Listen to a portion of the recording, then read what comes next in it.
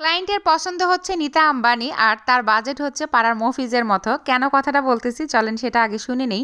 আর এই কেকটা ছিল ক্লাস পার্টির একটা কেক। কেকটা কিন্তু পিস কালারের, মাশাআল্লাহ কেকটা সামনাসামনি দেখতে অনেক অনেক বেশি সুন্দর ছিল, ভিডিওতেও কিন্তু অনেক বেশি সুন্দর লাগতেছিল। আর এখানে আমি দুইটা নজেল ইউজ করছিলাম, একটা হচ্ছে 1M আর একটা 6B। এই দুইটা নজেল দিয়ে আমি পুরো কেকটা ডেকোরেশন করছি। এখন বলি কেন বললাম যে ক্লায়েন্টের পছন্দ নিতা আম্বানি আর বাজেট হচ্ছে মফিজের মতো। কিছুদিন আগে একজন ক্লায়েন্ট নক করে ওনার অ্যানিভার্সারি উপলক্ষে কেক নিবে। তো আমি বললাম কোনো ছবি আছে? বলতেছে না, আপনার ইচ্ছা মতো দেন। পরে বলতেছে যে তাহলে পিকচার দেন। তো আমি ওই থিম উপলক্ষে রেড অ্যান্ড হোয়াইটের মধ্যে যে কেকগুলো থাকে পিকচার দেওয়া ওগুলো সেন্ড করলাম। উনি ওখান থেকে কয়েকটা পছন্দ করলো, আমার করা কিছু কেকও পছন্দ করছে।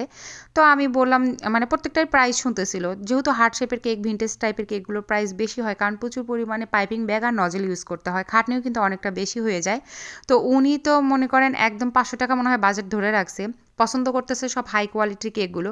আমি বললাম আপু এগুলো সবগুলোরই প্রাইস বেশি আসবে, কারণ এগুলো তো অনেক একটা নজেল কালার সব কিছুর কাজ আছে।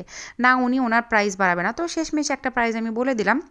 তো ওইখান থেকে উনি 50 টাকা কমায়া হলে নিবে, না হলে নিবে না। তো আমি বলে দিছি না, ওই 50 টাকাটাই আমার সবার আগে লাগবে, কারণ আমার পরিশ্রমের দাম আছে, উনি কোনো মতোই দিবে না।